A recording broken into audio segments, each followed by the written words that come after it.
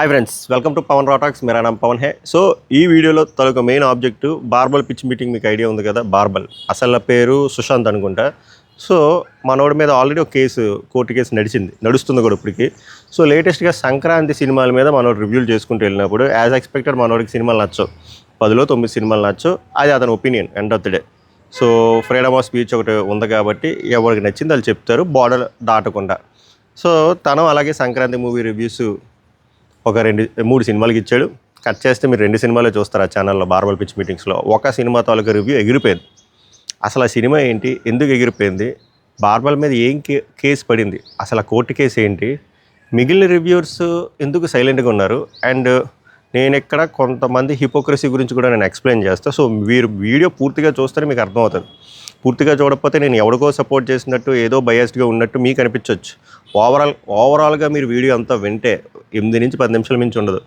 అప్పుడు నా main objective మీకు అర్థమవుతుంది అసలు ఇక్కడ ఏం గేమ్ నడుస్తుందో మీకు అర్థమవుతుంది సో అందుకే వీడియో ఎక్కడ నచ్చితే అక్కడ లైక్ చేసి చూడండి కుదిరితే హైప్ ఇవ్వండి సబ్స్క్రైబ్ చేయబట్టి it's worth to subscribe R end of the video మీకు అనిపించినా కూడా సబ్స్క్రైబ్ చేయండి సో బట్ మీ విలువైన ఒపీనియన్ మాత్రం కామెంట్ చేయండి ఈ టాపిక్ మీద మనం గట్టిగా మాట్లాడాలి ఇలా కంటిన్యూ చేస్తూ ఉంటే India is no more a democratic country a communist దేశం లైక్ నార్త్ కొరియాలో తయారవుతుందా అంటే అలా అయ్యేలా ఉంది అలా అని చెప్పి ఇటుపక్క వాళ్ళు ఏమైనా తప్పులు లేవా అంటే విలువ కూడా ఉన్నాయి అవన్నీ అడ్రస్ చేద్దాం so let's get in to the topic ఓవరాల్గా ఏమైందంటే సంక్రాంతికి మొత్తం 5 సినిమాలు రిలీజ్ అయ్యాయి రాజాసాబ్ మనశంకర్ వరప్రసాద్ గారు తర్వాత రవితేజ గారి cinema Naveen Polishetty cinema and నారి నారి నడుమురారి 5 సినిమాలకి రకరకాల టాకులు వచ్చి ఓవరాల్గా 3 సూపర్ డూపర్ హిట్ ఒకటి అబోవ్ యావరేజ్ ఒకటి ఫ్లాప్ టాక్లో వెళ్ళింది ఇది జనరల్ పబ్లిక్ టాక్ బార్బల్ పిచ్ మీటింగ్ ఏమైనా బార్బల్ అనే పర్సన్ 3 సినిమాలకి రివ్యూ ఇచ్చాడు రాజాసాబ్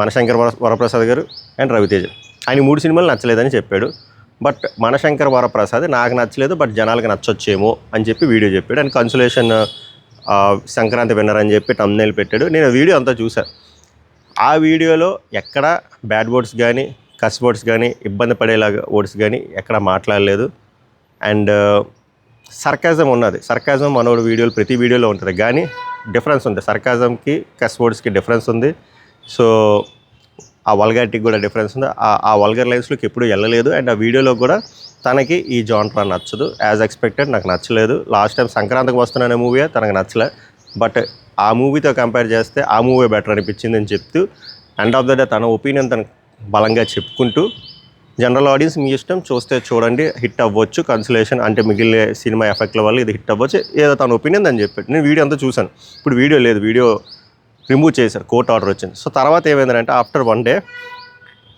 సో ఆ వీడియోని రిమూవ్ చేసి కోర్టు ఆర్డర్ ఒకటి వచ్చింది so he has to attend అనుకుంటా as early as possible or ఒకటి స్లాట్ ఇస్తారు ఇప్పుడు సంక్రాంతి పండుగలు కాబట్టి ఆల్రెడీ మనోడి మీద ఒక కోర్టు కేసు నడుస్తుంది ఇది ఇంకో కేసు ఇది హైకోర్టు అది సుప్రీంకోర్టు ఇది ఏంద్రా అంటే సినిమా గురించి నెగిటివ్గా మాట్లాడినందుకు అది మెయిన్ అది చెప్పకుండా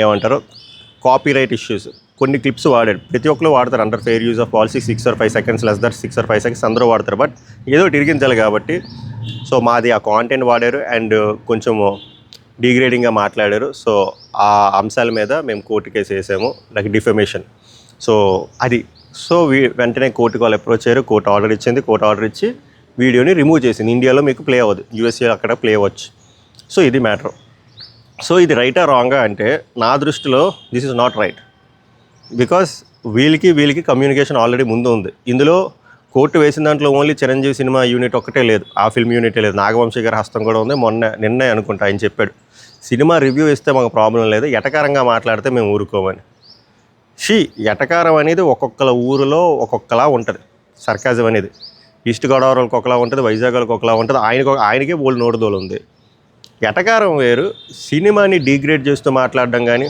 ఎవరినైనా పర్సనల్ అబ్యూస్ చేస్తూ మాట్లాడడం కానీ వల్గర్ లాంగ్వేజ్ మాట్లాడడం కానీ కస్ వర్డ్స్ మాట్లాడడం కానీ ఆ సినిమా తాలూకు మొత్తం కాంటెంట్ ఒక 20 నిమిషాలు అరగంట పెట్టేస్తే you have all the rights to put a case ఒక కేసు కాదు మల్టిపుల్ కేసు ఆయన జస్ట్ ఆయన ఒపీనియన్ చెప్పాడు ఫ్రీడమ్ ఆఫ్ స్పీచ్ అంటారు అది కూడా నేను చూశాను ఒక వీడియో కాదు మల్టిపుల్ వీడియోస్ చూశాను అలా అని చెప్పి నాకు బార్బల్ ఇష్టమా బార్బల్కి నాకు కాన్ఫ్లిక్ట్ ఆఫ్ ఇంట్రెస్ట్ రాదా అంటే బొచ్చుడు వచ్చాయి నాకు ఒక 10 సినిమాలు నచ్చాయంటే ఆయనకి 10 సినిమాలు నచ్చవు but end of the it's his opinion reviews బట్టి ఆధారపడి ఉంటాయంటే అది వేరే డిబేటబుల్ టాపిక్. రివ్యూస్ వల్లే ఆధారపడ్డాయని నేను నమ్మను.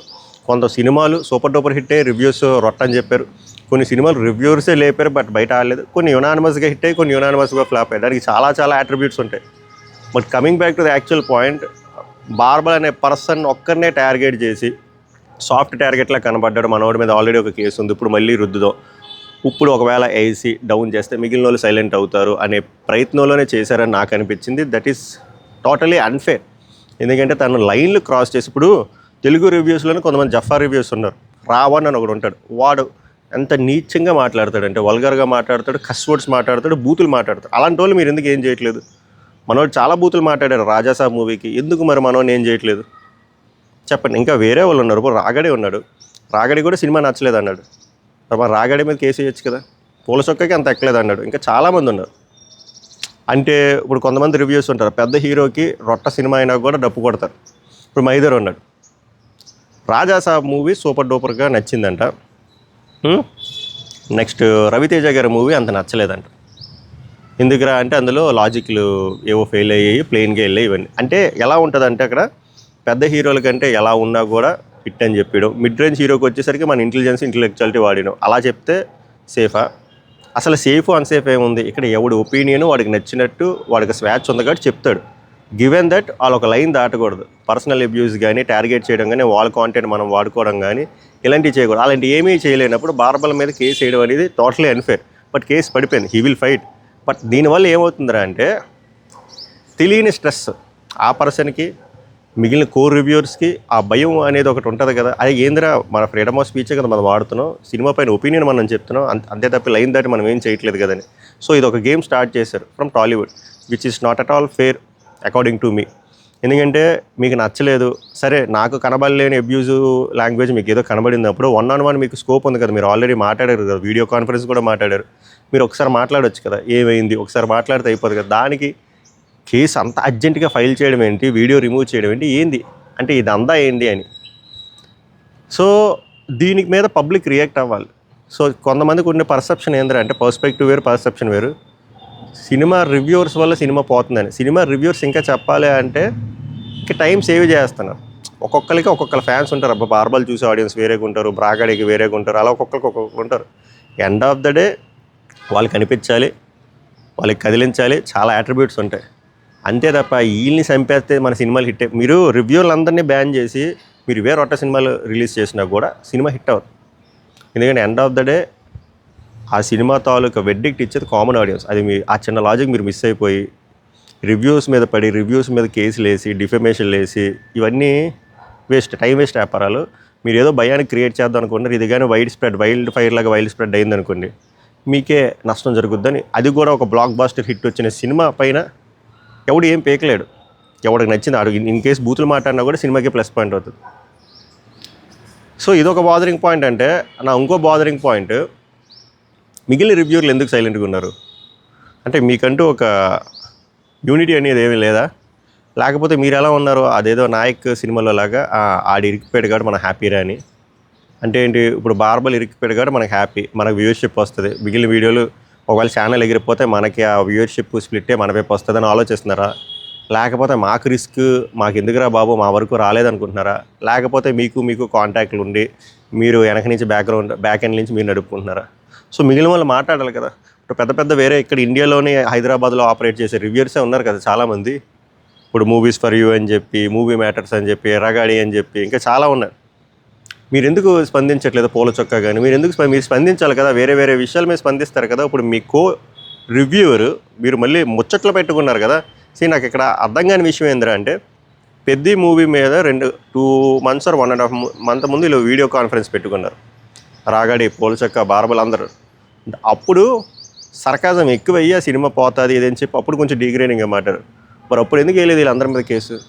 ఇది ఎలా ఉందరా అంటే ఓన్లీ బార్బల్నే ఇరికిద్దాం, బార్బల్ని ఇరికిస్తే మిగిలిన పిల్లలు సైలెంట్గా ఉంటారు. అలాగే వీళ్ళు కూడా సైలెంట్గా ఉన్నారు.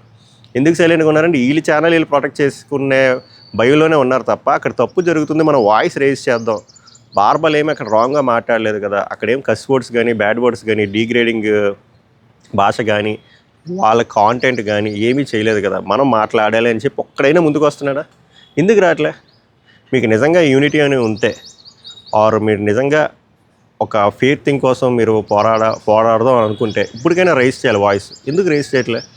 So you people have to raise your voice. లేదంటే ఈరోజు బార్బల్కి జరిగింది, రగాడికి జరుగుద్ది, పూల చొక్క జరుగుద్ది, అందరికీ జరుగుద్ది. సో మీరు తప్పు చేయలేనప్పుడు ప్రశ్నించండి, అందులో తప్పేం లేదు. ఇలా సైలెంట్గా ఒకటి సంకనాగిపోయాడు కదరా మనకే వ్యూవర్షిప్ హెల్ప్ అవుతుంది అనేది చెప్పి అనుకుంటే ఏదో రోజు మీరు కూడా సంకనాగిపోతారు. ఓవరాల్గా నా ఆబ్జెక్టివ్ ఏంటంటే ఇలాంటి ఇష్యూలు జరిగినప్పుడు ఆ డొమైన్ తాలూకా పీపుల్ కూడా రెస్పాండ్ అవ్వాలి. రెస్పాండ్ అయితే బాగుంటుంది. సో దట్ హై లెవెల్లోనే తెలుసు, లో లెవెల్లో అప్పుడు అందరూ ఆడియన్స్కి తెలుస్తుంది అసలు what is right, what is wrong అని. ఇంకోటి నేను అంటే ఈ వీడియో ఎంతమందికి వరకు వెళ్తుందో నాకు తెలియదు. That depends upon your likes and hypes and your opinions also.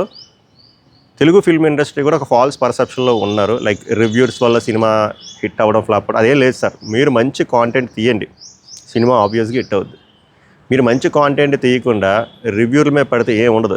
మీరు మంచి కాంటెంట్ మీద తీసి రివ్యూలు ఫ్లాప్ అని చెప్పిన జనాలు వెళ్తారు. అసలు మ్యాటరే కాదు. మీరు అసలు ఆ ఫాల్స్ పర్సెప్షన్ నుంచి వచ్చి ఈ కేసులు సూట్లు వేయడాలు మానేయండి. ఇంకా చాలా చాలా పెద్ద పెద్ద విషయాలు ఉన్నాయి పోరాడడానికి. వీటి మీద పిచ్చికి మీద బ్రహ్మాస్త్రం అన్నట్టు ఇది అంత అవసరం లేదు. So this is my fair opinion and రా ఒపీనియన్ ఫ్రమ్ మై సైడ్. మీకే అనిపిస్తుంది మేబీ కాయిన్ అదర్ సైడ్లో కొంతమందికి బార్బల్ చేసింది రాంగ్, వాడికి ఇలాగే అవ్వాలని కూడా అనుకుంటారు.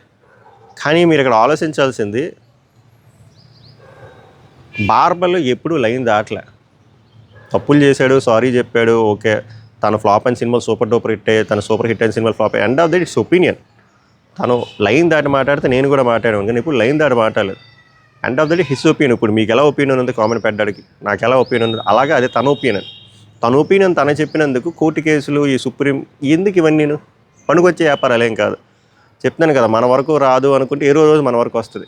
So it's a high time from the Telugu reviewers to wake up and speak on this topic. భయపడకండి, ఇక్కడ తప్పు ఏం జరగలే. తప్పు ఎక్కడ జరుగుతుందిరా అంటే మీరు రెస్పాండ్ అవ్వకుండా ఉండడమే పెద్ద తప్పు. So this is my opinion regarding this issue. Me opinion ఏంటో ఫేర్గా కామెంట్ చేయండి. నెక్స్ట్ వీడియో కలుద్దాం. సభకు నమస్కారం, ధన్యవాదాలు.